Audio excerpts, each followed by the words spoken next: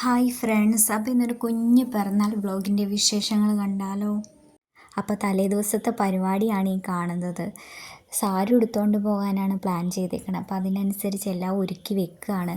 ഞാൻ പറഞ്ഞതുപോലെ തന്നെ എനിക്ക് ബ്ലൗസ് തയ്ച്ചൊക്കെ തന്നിട്ടുണ്ട് കേട്ടോ. നല്ല പെർഫെക്റ്റ് ആയിട്ട് നല്ല ഭംഗിയായിട്ട് തന്നെ എനിക്ക് ബ്ലൗസ് തയ്ച്ച് തന്നിട്ടുണ്ട്. സാരി ആണെങ്കിലും എനിക്കിഷ്ടപ്പെട്ട് തന്നെ ഞാൻ മേടിച്ചതാണ് കേട്ടോ. നല്ല കളറ്, ഇങ്ങനത്തെ ഒരു കളർ എനിക്കില്ല ഇതുവരെയായിട്ടും.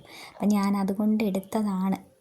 അങ്ങനെ പിറ്റേ ദിവസം ജൂലൈ 24 അപ്പോൾ ഇന്നാണ് എൻ്റെ പിറന്നാൾ ദിവസം. അപ്പോൾ അതിരാവിലെ എഴുന്നേറ്റ് കുളിച്ച് സുന്ദരിയായി സാരിയൊക്കെ ഉടുത്തിട്ട് നമ്മൾ അമ്പലത്തിൽ പോവാണേ.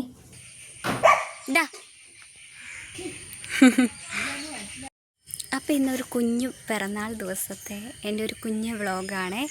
അപ്പോൾ എല്ലാവരും കാണണം. അപ്പോൾ പിറന്നാൾ കുട്ടി അമ്പലത്തിൽ പോകാൻ വേണ്ടി പോവാണ്. ഇത് ഞാൻ എൻ്റെ പിറന്നാളിന് ഞാൻ മേടിച്ച ഒരു സാരിയാണ്. അങ്ങനെ ഞാൻ അമ്പലത്തിലേക്ക് പോവുകയാണേ. എനിക്ക് എൻ്റെ പിറന്നാൾ ദിവസം അമ്പലത്തിൽ പോകാമെന്ന് പറയുന്നത് ഒരു പോസിറ്റീവാണ്. അതിപ്പോൾ പിറന്നാൾ ആകണമെന്നൊന്നുമില്ല, എപ്പോൾ പോയാലും അവിടെ ഒരു സന്തോഷവും സമാധാനവും ഒക്കെ തന്നെയാണ് കിട്ടുക. തുടർച്ചയായിട്ട് ഞാൻ എൻ്റെ പിറന്നാൾ ദിവസവും എൻ്റെ എന്ത് കാര്യത്തിനും ഞാൻ ഈ അമ്പലത്തിൽ തന്നെയാണ് കേട്ടോ പോകുന്നത്.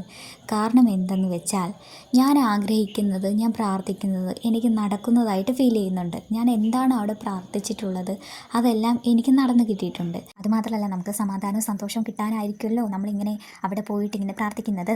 പണ്ടൊക്കെ എനിക്ക് അമ്പലത്തിൽ പോകാൻ മടിയായിരുന്നു. മടിയുടെ പിന്നിലൊരു കഥയുണ്ട്. എന്തെന്ന് വെച്ചാൽ ഇതുപോലെ പുറത്തേക്ക് പോകാനും അമ്പലത്തിൽ പോകുമ്പോഴും ആൾക്കാരൊക്കെ ഫേസ് ചെയ്യാനൊരു ചമ്മലായിരുന്നു. ഇപ്പം അങ്ങനെയൊന്നുമില്ല കേട്ടോ. ഇപ്പം എനിക്ക് ഏറെക്കുറെ കൂടുതൽ ഇഷ്ടം ഇതുപോലെ ഒറ്റയ്ക്ക് തന്നെ പോകാനാണ്. അങ്ങനെ ഞാൻ അമ്പലത്തിൻ്റെ അകത്തൊക്കെ കയറി പ്രാർത്ഥിച്ച് തിരിച്ച് എൻ്റെ കാര്യങ്ങളൊക്കെ നടത്തി തരണേ എന്നൊക്കെ പറഞ്ഞ് ഞാൻ അവിടെ നിന്ന് ഇറങ്ങിയിട്ടോ. പിന്നെ നല്ല രീതിയിൽ തന്നെ വെയിലും കാര്യങ്ങളെല്ലാം ഉണ്ടായിരുന്നു കേട്ടോ. ഞാൻ പെട്ടെന്ന് വീട്ടിലേക്ക് നടന്ന് പോവുകയാണ്. ഒട്ടും സഹിക്കാൻ പറ്റാത്ത വെയിലായിരുന്നു. അങ്ങനെ പിറന്നാളാണെന്ന് പറഞ്ഞ് എനിക്ക് വലിയ രീതിയിൽ ആഘോഷമോ കാര്യങ്ങളൊന്നുമില്ല കേട്ടോ. പക്ഷേ എന്നെക്കൊണ്ട് പറ്റുന്ന രീതിയിലൊക്കെ ഞാൻ സ്വയം എന്തെങ്കിലുമൊക്കെ ചെയ്യാറുണ്ട്. ഇത്തവണ ഞാൻ അങ്ങനെ പോലും ചെയ്തില്ല. അപ്പം ഞാൻ വീട്ടിൽ പോയി ഡ്രസ്സെല്ലാം മാറി പോകുന്നത് വേറെ എവിടേക്കും അല്ല, കോളേജിൽ പോവുകയാണ് കേട്ടോ. അപ്പോൾ കോളേജിൽ ലേറ്റായിട്ടാണ് പോണത്. അമ്പലത്തിൽ പോയത് കൊണ്ട് തന്നെ ലേറ്റായിട്ട് പോവുകയാണ്. പിന്നെ പെട്ടെന്ന് ഞാൻ പോണത് എന്തെന്ന് വെച്ചാൽ ട്രെയിൻ വരാറായി. ട്രെയിനാണ് ഞാൻ പോണത്. അതാണ് ഞാൻ ഈ സ്പീഡിൽ നടന്നു പോണേ. പിന്നെ കോളേജിൻ്റെ അവിടെയുള്ള സ്റ്റോപ്പിൽ എത്തി കേട്ടോ. അപ്പം ഞാൻ നടക്കുവാണ് കോളേജിലേക്ക്.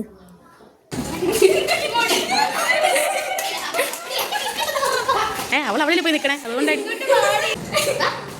അഞ്ഞൻ ചേച്ചി ഉണ്ട് കേട്ടോ. ഇതാണ് ഞങ്ങളുടെ ബർത്ത്ഡേ.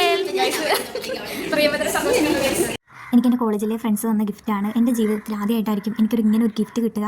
എൻ്റെ പിറന്നാളിന് ഒന്നിനും എനിക്ക് അങ്ങനെ ഒരു ഗിഫ്റ്റ് ആരും തന്നിട്ടില്ല. എനിക്ക് ഒരുപാട് സന്തോഷമായി. Thank you so much.